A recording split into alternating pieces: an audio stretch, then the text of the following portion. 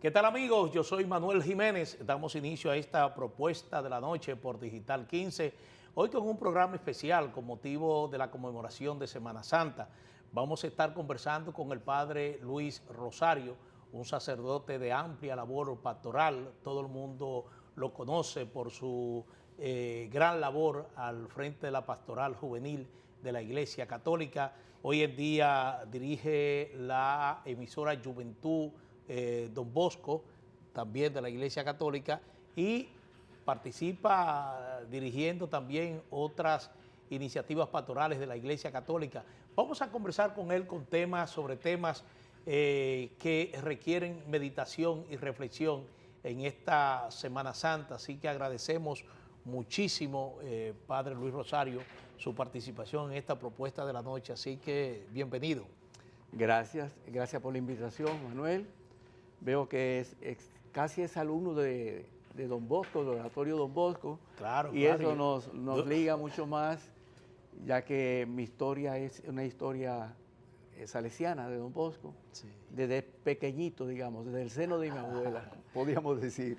Era una gran labor, porque la verdad que uno disfrutaba mucho cada sábado.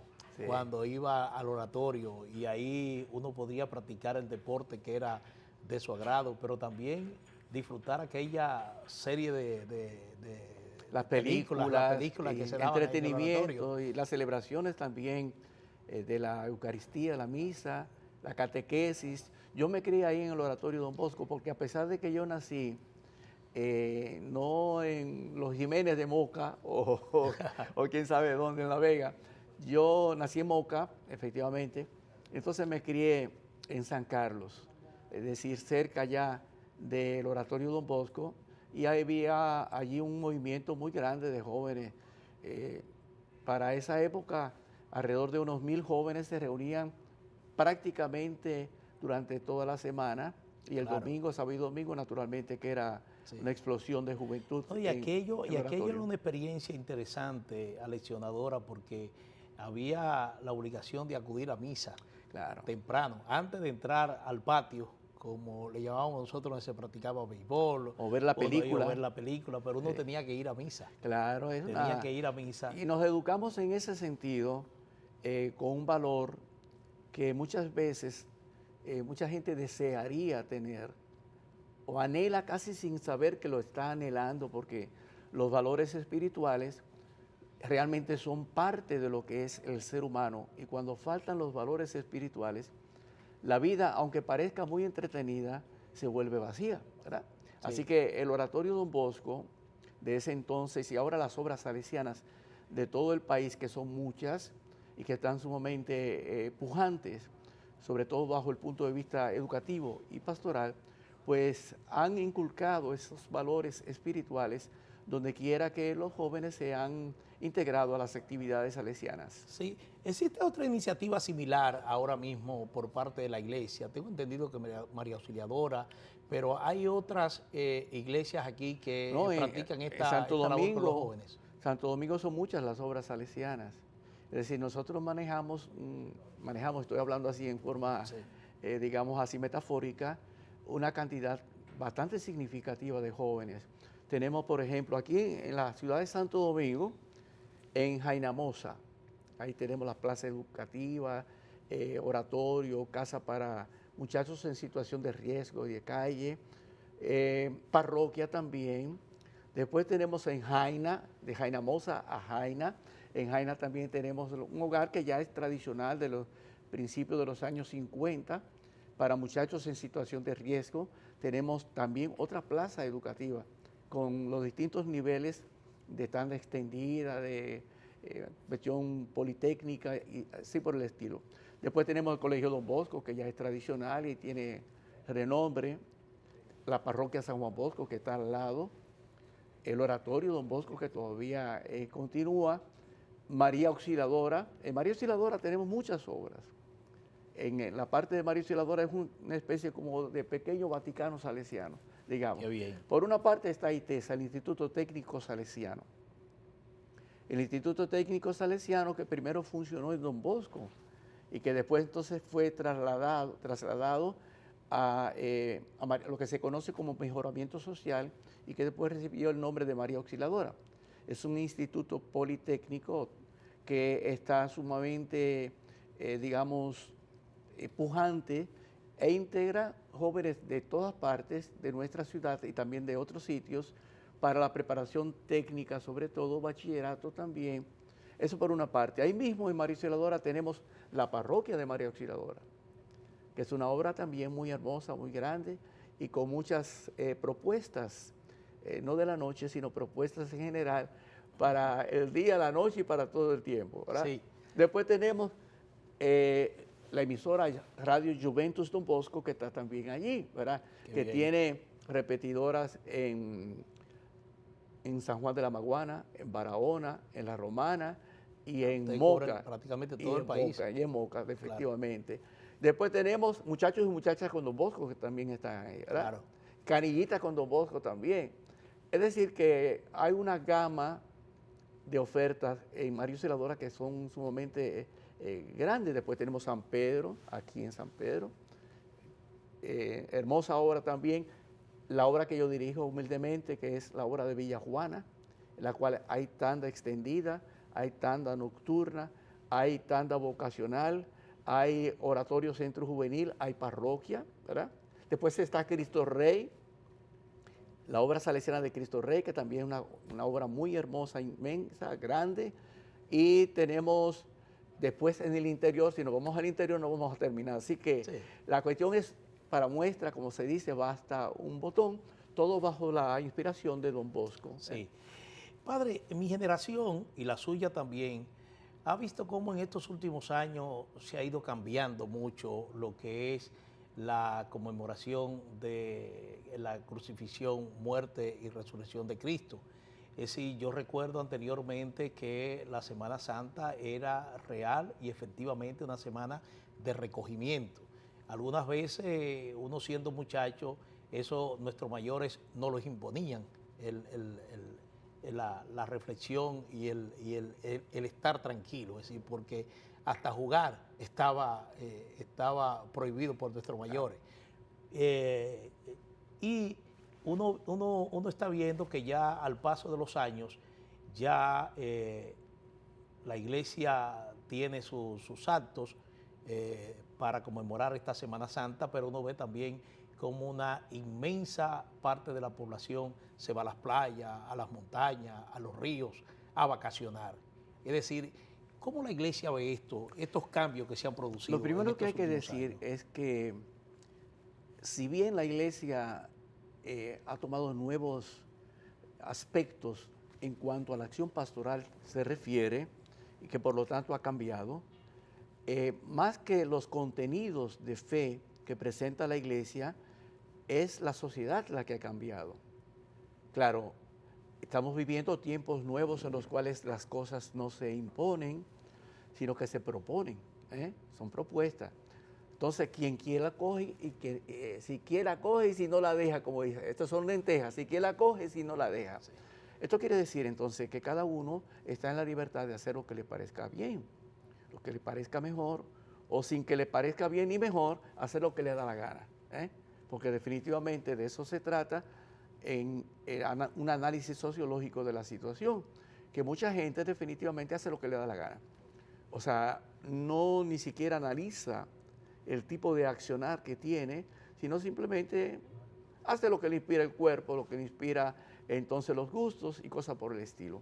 Entonces, hay que tener en cuenta una cosa. Primero, que hay más profundidad en lo que significa la pertenencia a la iglesia. La gente no va a la iglesia porque lo está empujando. La gente va a la iglesia porque le sale del corazón. Algunas veces en forma variada, porque uno no puede decir tampoco que todas las personas van con el mismo convencimiento, pero sí hay que señalar que la gente hoy tiene mayor grado de integración en las cosas de la iglesia. También de la Semana Santa y lo que son las expresiones religiosas, como puede ser participación en la Eucaristía y actividades semejantes.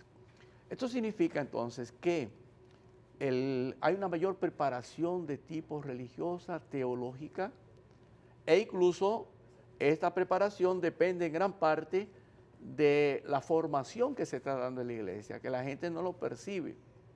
Pero hoy hay un sinnúmero de ofertas, de propuestas, de formación, incluso hasta a nivel académico, es decir, universitario, que hace posible entonces que la gente pueda tener un mayor grado de participación consciente en las cosas de la iglesia. Entonces, así como se señala que muchos se despierden durante el tiempo de esta Semana Santa, si hacemos un análisis justo, nos daremos cuenta de que son muchísimas la gente que están participando en las cosas de la iglesia. Naturalmente, para la iglesia es una pérdida hasta cierto punto el hecho de que mucha gente pues se dediquen a cosas que no son las más apropiadas e incluso algunas que son sumamente negativas, ¿verdad? Sí. Pero es que la misma iglesia no tiene la capacidad, y en esto hay que reconocer una limitación, de poder llegar a todos. Y aunque llegara a todos, siempre queda ese variante o esa, digamos así, posibilidad de que uno diga sí o no. Es decir, porque la fe no es una cuestión de imposición, sino de elección personal. Entonces, eso es lo que yo considero que en estos momentos se debería pensar. Hoy hay mayor participación consciente en las cosas de la iglesia que antes, porque sí, antes era una cuestión de tipo cultural, que no estaba mal, porque lo cultural no necesariamente es malo, pero sí no había esa conciencia de lo que significa la vivencia de la fe. Sí. Padre, pero si nos hacemos un análisis autocrítico, ¿no podríamos llegar a la conclusión de que hay una pérdida de fe en gran parte de la población? La fe se pierde cuando la hay. Si no ha habido fe, la fe no se pierde, ¿verdad? Claro, mucha gente dice que la gente ha perdido la fe, pero que no la tenía, o no la tiene. ¿Y cómo la va a perder si no la tiene? Aunque alguna vez vaya, por ejemplo, fallece alguien. Se supone que gran parte de nosotros, de la población, ha sido bautizado. Sí. Sí. Ya cuando usted se bautiza. Eso es cierto, sí, pero el bautizo se realiza en orden a la fe de los padres y de los padrinos, sobre todo cuando se trata de niños pequeños. Ahora es mayor el número de personas mayores que se bautizan que antes, porque antes no se conocía eso en tierras como las nuestras. Entonces, cuando no hay fe, no se puede hablar de que se ha perdido la fe, es que no ha sido bautizado bajo el punto de vista de lo que es la catequesis, es decir, ha habido un derramamiento de agua sobre su cabeza, invocando el Espíritu Santo, que es algo bueno, yo no digo que sea malo, pero que no es realmente una catequesis, una evangelización. Por eso la iglesia está insistiendo más en estos momentos sobre la evangelización y la catequesis. Evangelización significa el primer querigma que se llama, que es dar a conocer que hay otra dimensión espiritual que sobrepasa la dimensión simplemente de comer, beber, fiestar y las cosas materiales. Cuando uno pasa ese estadio, que es un estadio lamentable en el cual se encuentra mucha gente, que solamente piensa en comer, beber, dormir, necesidades, digamos, inmediatas de la vida, cuando uno pasa ese estadio, entonces es capaz de visualizar aspectos espirituales que no estaban en esa dimensión puramente primaria del ser humano. Entonces la iglesia parte primero por la evangelización, que es enseñarle a la gente, darle a comprender, evangelizarla, dar ese querigma inicial que significa llevarlas a darse cuenta de que hay otra dimensión, que no es solamente la puramente carnal, el sexo, comer, fiestar o cosas por el estilo. Entonces después se pasa a una catequesis. Es decir, que cuando no se tiene fe, la fe no se pierde. Es verdad que hay una fe inicial por ser persona humana, una apertura a lo que es la dimensión espiritual, que sin duda está en todo ser humano, si no, no seríamos capaces de trascender esas necesidades inmediatas o esos comportamientos inmediatos. San Agustín decía que el ser humano tiene una apertura tal, está inquieto y que no va a descansar hasta que no encuentre a Dios. Sí. Padre, hay diferentes denominaciones religiosas, es decir, tenemos gente que tiene militancia así en diferentes creencias religiosas, y cada quien celebra la Semana Santa de acuerdo a como lo tiene como convicción de su religión. ¿Hasta qué punto esto realmente afecta el hecho de que a Jesús se le conmemora, se le rinde tributo a la usanza ya antigua? ¿Sí? Yo diría que si respetamos y somos tolerantes con quienes hacen actividades que no están de acuerdo con la fe durante este tiempo, con mayor razón tenemos que ser tolerantes, no solamente tolerantes, sino comprender lo que son las expresiones religiosas diferentes que pueden darse y se dan dentro de nuestra sociedad. Naturalmente, para ser justos y para ser científicos también, religiosamente hablando, tenemos que basarnos en lo que nos dicen las Sagradas Escrituras, lo que nos dicen los Evangelios. Entonces, claro, puede haber una diferente interpretación, pero la palabra escrita es la que nos sirve de base tanto para los que somos católicos como para otras personas que tienen otras denominaciones cristianas y que celebran la Semana Santa en forma diferente. Naturalmente, la Semana Santa solamente se celebra en forma real y verdadera cuando nos basamos en los textos bíblicos en los cuales se nos lleva a, digamos así, compartir los pasos que Jesús dio, tanto previamente a ser condenado a muerte en la cruz, como después que los textos bíblicos nos hablan, sin duda, y el testimonio de los apóstoles de la resurrección del Señor. Es decir, que yo creo que no es un menos, sino que es un más. De acuerdo a nuestra posición católica también podría ser un más todavía, ¿no? Quizás los otros digan lo mismo, ¿verdad? Pero definitivamente, ojalá que todos nuestros hermanos y hermanas dominicanos y dominicanas buscasen una expresión religiosa que les fuese, digamos, de acuerdo, estuviese de acuerdo a sus propios criterios, pero que siguiesen en el camino de Jesús, donde quiera que esté, porque el que sigue al Señor en la forma que sea, tagateando, está buscando al Dios de la vida. Sí.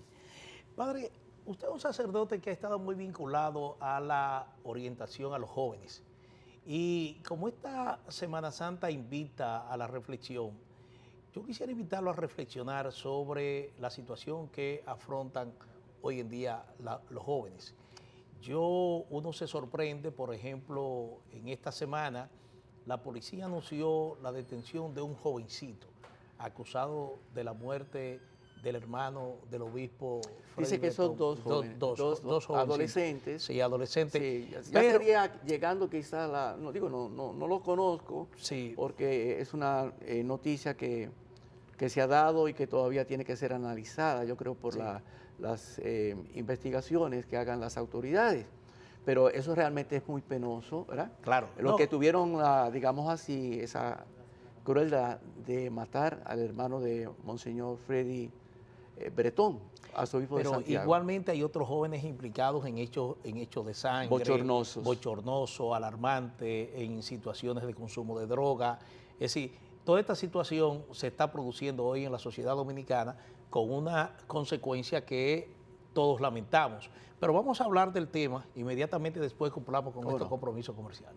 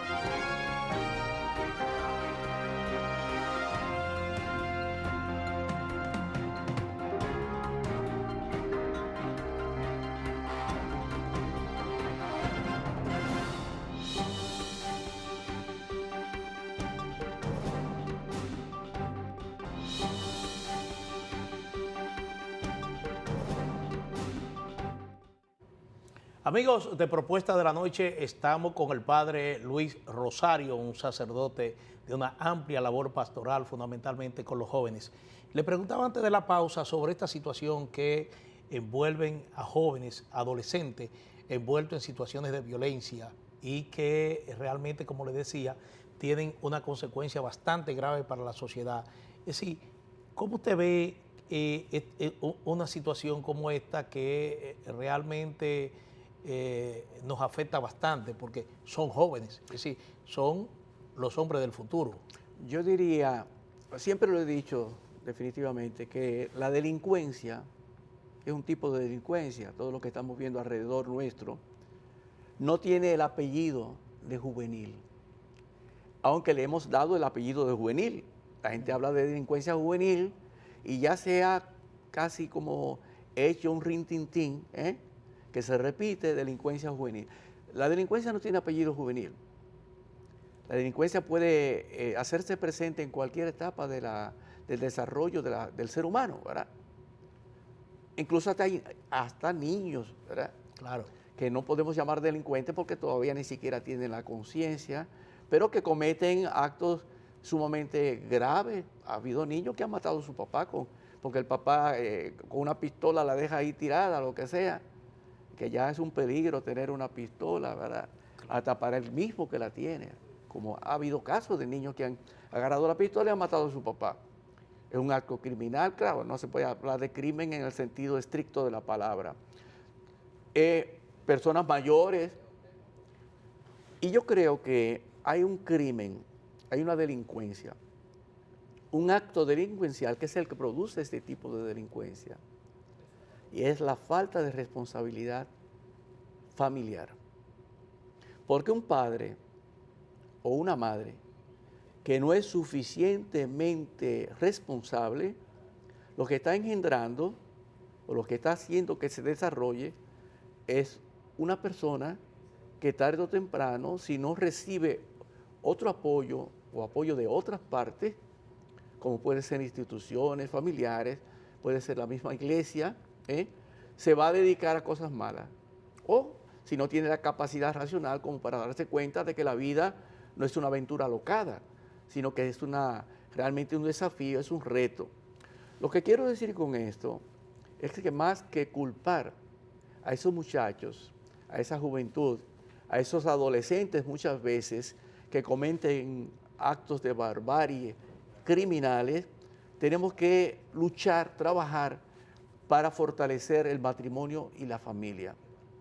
Y lamentablemente en nuestro país no se está trabajando en ese sentido.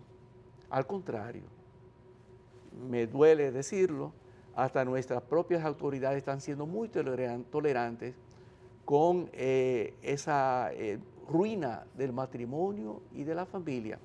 A pesar de que el artículo 55 de la Constitución de la República admite que la sociedad está fundamentada en la familia que se origina en la relación de un hombre y una mujer. Naturalmente añadimos el elemento, el atributo de estable, porque precisamente si no hay estabilidad de tipo emocional en una pareja, definitivamente lo que se va a hacer es una especie de trampolín de allá para acá, de aquí para allá, y la criatura que nace de esa relación, pues naturalmente pasará como un balón de fútbol de una mano a otra, uno le da una patada, el otro le va a dar también una patada. De manera que ver, por ejemplo, casos de personas que cumplen 51 años de casado. Esta mañana precisamente hablaba yo con una persona amiga mía de muchachos, de niños, que me dice, ya cumplimos 51 años de casado. Es la boda de oro. Más que la boda de oro, porque ya pasaron un año todavía. Pasaron un año, sí. Y se acercan a la boda de diamante, ¿verdad? Diamante son los 75 años, ¿verdad? De todos modos, eso es ejemplo y testimonio. Hoy en día la gente no quiere asumir responsabilidad. Entonces procrean criaturas que son lanzadas a la palestra pública, al ring de boxeo, sin estar preparados, sin tener la animación espiritual, la acogida, el amor, la ternura que necesita todo ser humano para desarrollarse, ¿verdad? Naturalmente lo que va a salir de ahí es un monstruo, ¿verdad? Un monstruo, estamos exagerando en cierto sentido, pero no es una exageración porque hemos conocido monstruosidades en nuestra historia, actos criminales que definitivamente nos hacen pues rasgar las vestiduras, ¿verdad? Sí. Padre, en el marco de esta situación de violencia que vive la sociedad dominicana, nos encontramos con los feminicidios. Es decir, son situaciones realmente que asistimos prácticamente cada fin de semana. Se reportan 2, 3, 4 asesinatos de un hombre que atenta contra su expareja por cualquier situación. Justamente previo a la celebración de esta Semana Santa, encontramos que 2 o 3 mujeres mueren a manos de su expareja o parejo, pero también otras personas relacionadas también pierden la vida en esta situación. ¿Qué hacer? Porque ya hay campañas, se ha endurecido las penas desde el punto de vista penal, tratando de contrarrestar una situación como esta, pero la situación sigue vigente. Lo que decíamos anteriormente, digamos así, señala y marca lo que está anunciando ahora. ¿Por qué hay esos feminicidios? ¿Por qué hay la eliminación de mujeres y de hombres también? Que más que hablar de feminicidio, tendríamos que hablar de homicidio. Sí. Lo que pasa es que nos queda mucho más muchos cómodo. Muchos de los autores de estos crímenes posteriormente se suicidan. También, eso es otro elemento que es el suicidio. Que es el suicidio, naturalmente. Es la poca valoración de la vida, definitivamente. Entonces, si uno no quiere a una persona con la cual está conviviendo y no hace un acto de preparación para convivir con esa persona, naturalmente dejará que la parte carnal, la parte de los resabios carnales, entonces se vayan apoderando de la propia persona. ¿Cuáles son esos resabios carnales? Los celos, la ira, la persecución de quien cree que te ha serruchado el palo, incluso la eliminación de otras personas. Algunas veces de la persona que sustituye a la propia persona si es un hombre, ¿verdad? O la eliminación de la misma persona, entonces, que fue sustituida, que era la parte, o sea, mujer, definitivamente. Claro. Es decir, que cuando no hay amor, y uno debería tener en cuenta de que solamente una relación de amor debería ser la fuente de esa unión del hombre y la mujer, cuando no hay esa relación de amor, prácticamente el caos es la consecuencia más natural de esa situación. Pero es que estamos viviendo también un pansexualismo, es decir, un sexualismo, podríamos decir. Pan significa eso, global, hasta el punto de que definitivamente hemos llegado hasta a consagrar, a bautizar, hasta la relación de hombre y mujer y mujer. Claro. Se dan casos de bestialidad, incluso de hombre con animales. Yo no estoy inventando absolutamente nada, sino que lo sabemos que es así y se llegará a ese tipo de posición, incluso bajo el punto de nivel legal. Algunos están postulando en otros sitios. Hay países donde se ha legalizado el matrimonio entre hombres y mujeres. Entre hombre y mujer, naturalmente, sí, porque por aquí tuvimos también hasta un embajador de un país, bueno, todo el mundo lo sabe. Tenía su pareja, sí. Que vino a enseñarnos cómo hay que unirse hombre con hombre y naturalmente mujer con mujer. Y aquí nuestro Estado, nuestro gobierno no hizo nada, al contrario, le dio el plachet. El plachet significa entonces que lo aceptó como bueno y válido, y no solamente lo aceptó, sino que aceptó también la vagabundería de que hiciera promoción, porque fue una promoción despiadada. En las escuelas. Exacto, definitivamente el mundo camina como está porque somos demasiado, no digo tolerantes, porque la tolerancia es una virtud. Laissez-faire, laissez-passer, dejar hacer, dejar pasar, que es definitivamente lo que lleva y conduce a la ruina. Padre, usted ha hecho el diagnóstico de esta situación. Ahora, ¿cuál sería el remedio. Usted me habla de los matrimonios disolutos, en disolución, la falta de capacidad para comprenderse, para amarse. Ahora, desde el punto de vista cristiano, espiritual, ¿qué se recomienda? Mire, más que hablar de punto de vista espiritual y cristiano, que está claro eso, ¿verdad? Porque la iglesia no camina si no es con la familia. Yo diría que bajo el punto de vista razonable, ¿qué significa eso? Que razonablemente hablando, solamente cuando nos conducimos como personas capaces de amar y de entregar nuestro amor a otra persona en una forma que sea razonable, es posible entonces que este mundo cambie. Ahora, si muchas veces son las mismas autoridades que están caminando sin saber a dónde va, o sabiendo a dónde van, pero al revés, porque es que el mundo camina con la cabeza para abajo y los pies para arriba. Y así no se puede caminar correctamente. Los pies están para ser colocados en la tierra. La cabeza es la que debe dirigir. Entonces las cosas irracionales son parte como, digamos, normal hasta cierto punto de la anormalidad que estamos viviendo en este mundo, sobre todo a ese nivel de relaciones sexuales y de relaciones también sociales en general. De manera que yo diría que se requiere una reingeniería de la razón humana para que comencemos a razonar de acuerdo a los criterios sanos de la razón. Sí. Que como decía un filósofo antiguo, digamos así, de unos 3 siglos anteriores, Emmanuel Kant, que solamente la razón es capaz de conducirnos por criterios éticos apropiados para que podamos caminar correctamente en la vida. Sí. Padre, vamos a hacer otra pausa. Retornamos en breve ya con la última etapa de esta entrevista con el padre Luis Rosario.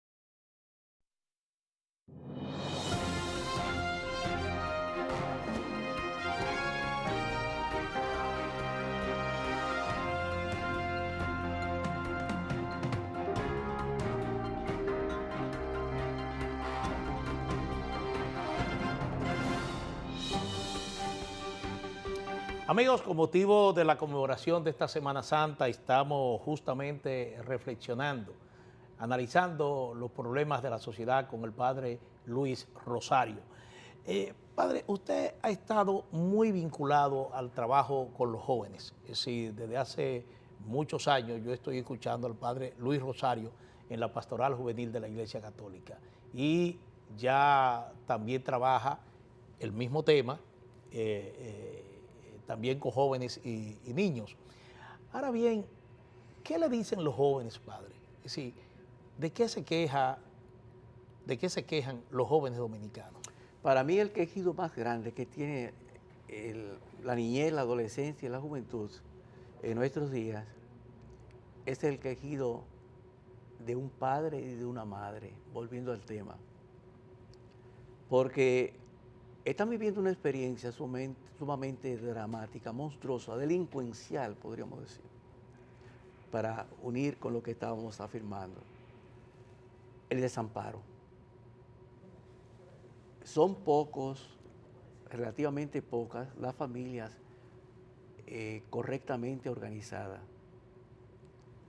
Y no solamente son pocas, sino que hay una tendencia a tirarle bombas a la familia, considerándola como cosa del pasado. considerándola como algo anacrónico que hay que superar. De ahí entonces toda esa ideología de género que se ha ido conformando y en la cual también nosotros formamos parte. Formamos parte sobre todo, si analizamos la cosa desde la óptica de la Constitución de la República, con la amenaza al artículo 37 de la Constitución, que declara la inviolabilidad de la vida desde el momento de la concepción hasta la muerte natural, y el artículo 55 de la Constitución, que pone sobre la familia el fundamento de la sociedad. La familia que nace de la relación de un hombre y de una mujer. Cosa lograda en una forma magnífica, que muchos quisieran quitar de la Constitución de la República. Entonces, la niñez, la adolescencia, la juventud, está precisamente adoleciendo. No es que sea adolescente porque no tenga la edad, es porque está adoleciendo de la ternura, el amor, la comprensión, el que le den la mano y lo conduzcan, porque los niños necesitan ser conducidos. Cuando andamos con un niño por la calle y vamos a cruzar una calle, precisamente, ¿qué hacemos? Le tomamos las manos al niño, ¿verdad? O lo cargamos si es todavía mucho más pequeño que no puede caminar por su cuenta. Lo ayudamos a cruzar la calle. Y así como lo ayudamos a cruzar la calle, debería ser toda esa etapa de desarrollo. Pero si no tiene a nadie que le dé la mano, no tiene al padre, que se ha acostumbrado a mariposear por aquí, a mariposear por allá, y no a darle sentido a su paternidad, dándole calor a esa criatura que ha engendrado. Si no tiene tampoco el calor de la madre, que es la que da la ternura, el amor, ¿verdad? En cierto sentido el padre da la rectitud y el sentido de lucha, pues naturalmente que ese niño va a crecer con un grito silencioso, generalmente, que clama por una laguna, por algo que faltó en su propia vida y que es difícil de llenar. De manera que yo considero que la mayor deficiencia que tienen los niños, niñas, adolescentes en la actualidad, la mayor laguna es la falta de padres que realmente puedan llevarle lo mejor que hay en la vida, que es el amor. Y desde el punto de vista del Estado, es decir, se habla mucho de los ninis, jóvenes que ni estudian ni trabajan. El Estado, yo creo que en cierto sentido es responsable de esta situación. Porque no vayan ustedes a decir, el Estado, estamos hablando del gobierno, porque el Estado enfoca más ampliamente lo que es la sociedad, claro. ¿verdad?